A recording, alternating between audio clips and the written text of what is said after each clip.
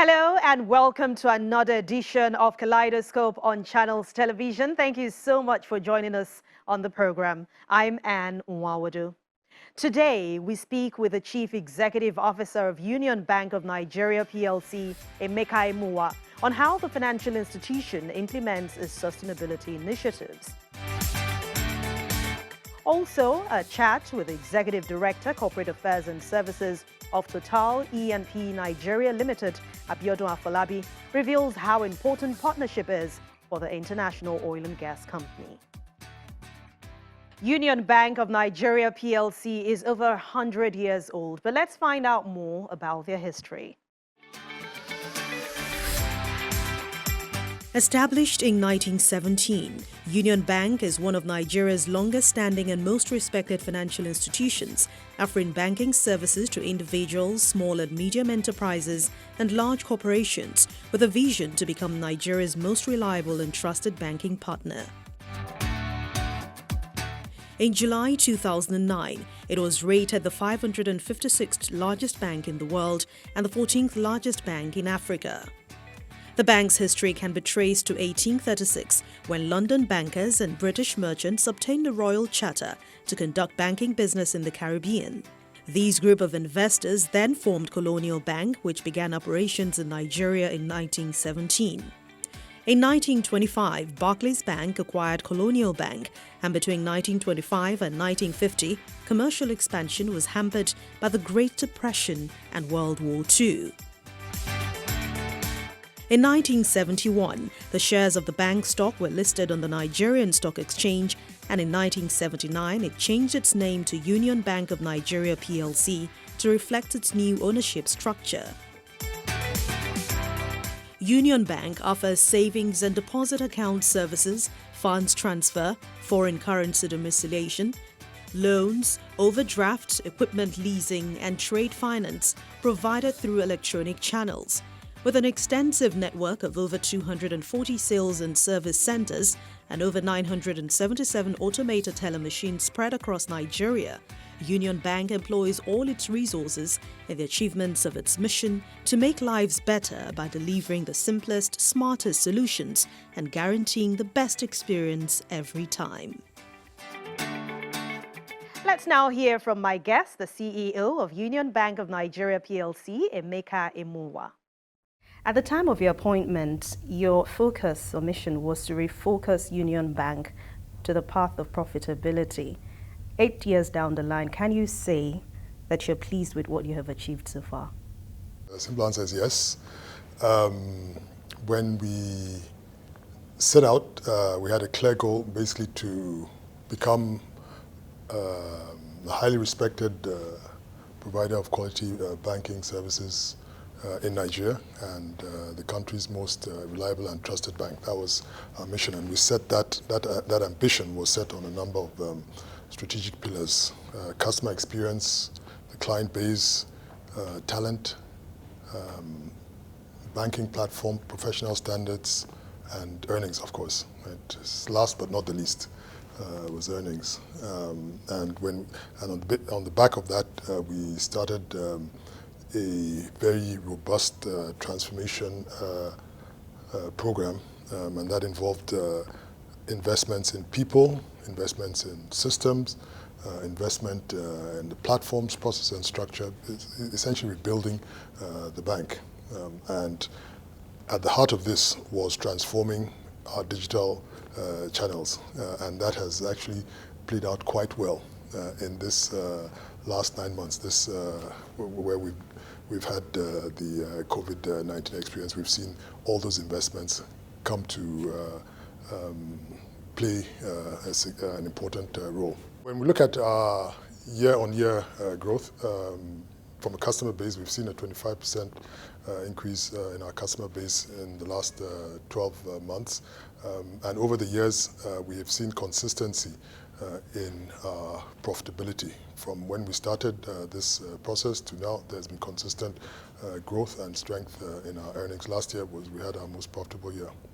Your bank has made a commitment to positively impact individuals, communities, and environments. What's your approach to ensure you achieve this? And are you in any way using the Sustainable Development Goals of the UN to achieve your aim? Yes, yes, we are. As a bank, we've set up our own framework, which is around citizenship, sustainability, and innovation. And within that context, we're focused on SDGs 1, 4, and 5. Gender equality, women empowerment remain very important to you. I mean, it's obvious. Over the course of the year, you created a program called Alpha. Tell us what this initiative is about. Women empowerment, very important for us, and it starts all the way from the way we organize, from the board to our senior management. You find a large number of senior women, a relatively large number of senior women in positions. Alpha is our own way of providing solutions to a wide range of Nigerian women. Today we have a hub that has over 5,000 women and is growing. And that there's an exponential impact, if you will, from that. So you have a hub, 5,000 women, and then they touch others. We have raised financing from various partners. The most recent, earlier this year, was we raised $200 million from OPIC for funding women initiatives, as well as other emerging businesses. So our focus on supporting women and empowering them is part of what we are. It's part of what we do. And we support that not just by what we say and what we do, but also with funding. Now, this year, your annual Employee Volunteer Day initiative was tagged the Gift of Water Project. Can you tell us what this initiative is actually about? So, our Employee Volunteer Day this year was focused on providing water to communities. Right?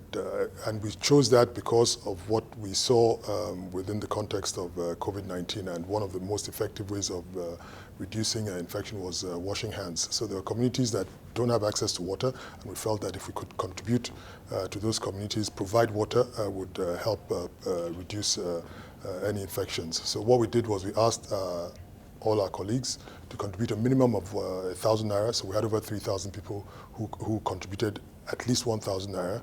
The bank matched those funds, so we ended up with over 10 million naira, which we then used to provide water in 6 communities across Nigeria, across the whole country.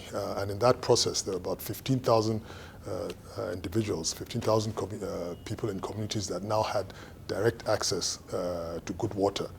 So that's what we did for this year. So it's something that we will continue to do and continue to expand. Through your Edu 360, you have been able to support the education sector through teacher training sessions, workshop for students and parents. Tell us what this experience has been like for you. This goes back to 2017 when we marked our 100 years anniversary. We decided that we would focus on education, SDG 4, which is quality education, and we decided that we would create a platform where we bring together all parts of that education value chain and support that coming together, whether it was teachers, it was students, it was schools, enable them to interact and enable ourselves to provide a variety of service to them. So over the last 2 years, we've trained over 1,400 teachers. We have last year we had close to 10,000 participants at the Edu 360. This year, because of COVID-19, it has not been possible to hold this physically, but we've had a series of webinars, and we've seen over 11,000 participants there. So that platform and that engagement continues to increase. So you take the entire education value chain, bring everybody together, both providers, users, financiers, right, which will contribute to elevating and building the quality of education across the country. The race to close the gap between the underbanked and unbanked continues to ensure financial inclusion for many Nigerians. What is Union Bank doing in that area? The whole area of financial inclusion for us is important both from a business perspective and a responsibility perspective. What we've done is set up our agency banking, which is Union Direct, and through that we have given access to a large number of unbanked customers who are now coming into the network. In the last, I'd say this year, the number of agents has continues to go up exponentially because we're actually in a stage where the numbers are ramping up quite significantly. It's gone up 300%. We've gone from 1 to 6,000 agents in a short period of time, and that number continues to go up because once we set up the platform, once we set up the network, it's been growing very fast, and that's the way we get to these people across the country who do not necessarily have access to direct banking services. So in addition to providing access to financial services to people who had been previously unbanked in communities that did not have access to banking services, what our agency network does is also provide a means of livelihood to those agents. So it's two things. One, provide access to people who don't have access before, and also provide an opportunity, a business opportunity for those agents to provide services on our behalf to those communities.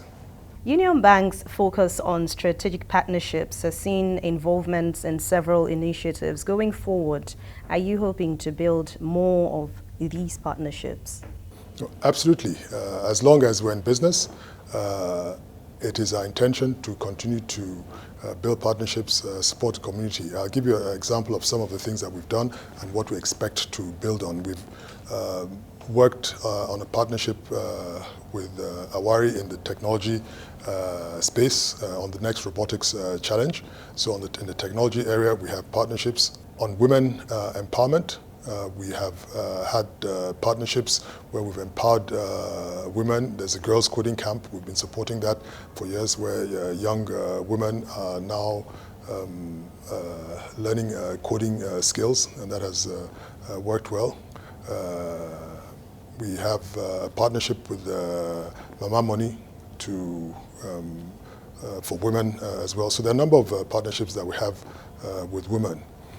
And in our community, because for us what's important is that it's not just to operate as a business, as a bank. We also have to partner with other members of our community to make sure that the community itself, which we operate in, stays safe. So during this entire COVID crisis, we've contributed over 350 million naira to various initiatives. We contributed 250 million naira to the COVID fund. We contributed to the Lagos State Emergency Food Bank. We contributed to Gene 54 Gene, who was at the forefront of testing. So depending on what the circumstances are at any point in time, it's something that is very important to us. We are an active member of the community. Yes, it's important for us to support the communities that we do business in, and you will continue to find us partnering with different partners, whether it's on the technology front, whether it's on the women front, supporting women, whether it's supporting and enhancing the community in which we operate. And that's something that, for us, we've been doing for the last 100+ years, and will continue to do for as long as the bank remains in existence. And when we return on the program, we'll turn our attention to an international oil and gas company, Total. Stay with us.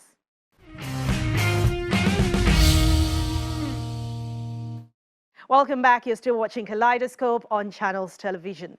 With more than 60 years of carrying out operations on different levels in Nigeria, Total E&P Nigeria Limited is a leading oil and gas company offering a variety of services. Total E&P Nigeria Limited began with the incorporation of its downstream activities in 1956. 7 years later, in 1962, upstream activities began.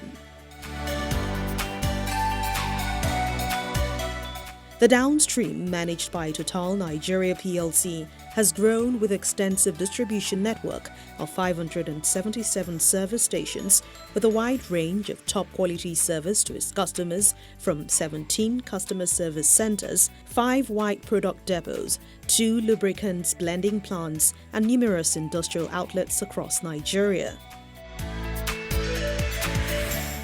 To satisfy the evolving needs of its customers, the company developed a one-stop center strategy whereby a variety of customers' needs are met in one place, Total service stations. It has operated in the upstream sector of the Nigerian hydrocarbon industry for more than 55 years, adding over 3.6 billion barrels of oil equivalent to Nigeria's production to date. The company has maintained strong and steadfast partnerships with the Nigerian government, the Nigerian National Petroleum Corporation, and several indigenous companies in developing the country's hydrocarbon industry. With staff drawn from many nationalities and cultures working together, Total is proud of its diversity and contributions to the socio-economic development of Nigeria. Let's find out more about the company's social investments from the ED Corporate Affairs, Abiodun Afolabi. At Total, CSR is fully integrated into your strategy, your business model, and your day-to-day operations. Tell us how you implement all of these initiatives using these platforms. Thank you, Anne, for having me on your program today. But before I get into that, let me just state that everything that we do in Total with regards to CSR is not only partly sponsored by our partners, NNPC, Sapetro, Sinuk, and Prime. It's also approved and supported by them. So every time I talk about Total, I'm actually talking about the group and the partnership together. CSR for us is our license to operate. In a sense, it's about people. And when we're in Nigeria, it's not only exploiting certain resources, it's giving back and legitimizing our business in Nigeria. So it's a part of our everyday business, and we can't just be in a country and not think about the people that we serve and the place that we're in. The Committed to Better Energy campaign was launched back in 2014. 6 years down the line, what can you say you have achieved with this campaign? It was a branding campaign where we were shifting the focus of what Total does to one that is a reliable corporate partner. So it was about us being able to provide reliable, clean and affordable energy to our partners. What's good about it is that ultimately we're able to merge it with our CSR strategy, because at the heart of Committed to Better Energy is people. And as we all know, CSR is about people. So that's the great thing that we're able to take out of the campaign. Now, for many years, Total has paid lots of attention to the health sector. I mean, treating malaria, to HIV, to tuberculosis right here in Nigeria. Share with us some of those interventions that you have done in the health sector. Well, that's a great question, and it's something that is dear to the heart of Total. Every time we think of CSR, we think of health because it's people, but we think of it in a very interesting way. We think of prevention, and prevention is a lot less costly than treatment. And the training of up to 40,000 health workers to assist in training and enlightenment and testing across the 6 geopolitical zones in Nigeria. We're also involved with NIBUCA, which is dealing with HIV and AIDS and the assistance of those who are afflicted with the disease. So that initiative with private partners has been going on for years now. And we've enlightened up to 120,000 Nigerians on healthcare through various training programs. I have various education initiatives, from scholarships to training of teachers and education partnerships actually. Tell us what impacts these have made on your beneficiaries. 2003, we established the Institute of Petroleum Studies, which with the aim of training young graduates at the master's level in petroleum engineering and project development. So far, we've graduated 500 students, and the great thing about it is that we have graduated 500 students who have been highly employable. So not only have we given them an opportunity of a world-class masters here in Nigeria, but for the most part, they've gone on to find jobs and be employable. So that's a collaboration between the University of Port Harcourt, the French Institute of Petroleum, and Total Nigeria since 2003. A great program that we're extremely proud of, and it's still going on today. The second one also has that same sort of seed that it set. And this we've been running since 2010. And it was a brainchild of a Nigerian professor who's actually tenured at the Massachusetts Institute of Technology, MIT. His thinking was that really what needed to be done was to work on capacity building of our faculty here. So since 2010, over 80 professors have gone through a program in which they interact with faculty at the MIT to develop new curricula for their students. So it's something, you've touched on something that is particularly dear to me there. How much effort do you put into making more happen for youths and women, especially in areas where you operate? We do have a couple of programs that look at that. There's one in particular which is called Totalpreneur. Totalpreneur has impacted over 18,000 youth and women through vocational training, through microcredit support, and agricultural extension services. And agricultural extension services, as I said, are services that are related to agriculture, perhaps through commercial, transportation, or other ancillary activities related to agriculture. Startupper is another initiative that is designed to recognize young entrepreneurs. So basically, the program has been put in place to focus on young local entrepreneurs, also focus on local content. We basically run a competition, and it's open to all young Nigerian entrepreneurs. And through the program, we coach them, we promote them, and we actually assist them with branding. In 2015, Total won the Global Gas Flaring Reduction Excellence Award. What are those efforts you gradually put into preserving the environment? So the award that we won was for successfully eliminating or getting to zero routine flaring on our Ofon field, which is offshore River State in Nigeria. Since 1999, all the projects that we brought on stream have been zero flare. So Total basically does not sanction any project that has any flaring. Since then, we've also looked at several other projects. One that comes to mind is the giant Egina field in OML 130. It is actually, in fact, a green project. This is a floating production and offloading vessel that basically has zero flare. So we've been able to put on stream a field that has a capacity of producing up to 200 barrels, kilobarrels per 1,000 barrels per day with zero flare. We also have ventured into other projects. Two that I can mention is a pilot project that we are setting up in Port Harcourt, which is looking at plastic recycling. So it's a pilot in which we are setting up. Few organizations focus on arts and culture or even encouraging that sector. Tell us what Total has done to support arts in the country. The Egi community, we support the Egwogba Festival every August, which is a celebration of their culture. So it's cultural activities that are hosted and sponsored, which is a very, very colorful festival every year, which I encourage you to visit and to see if you can.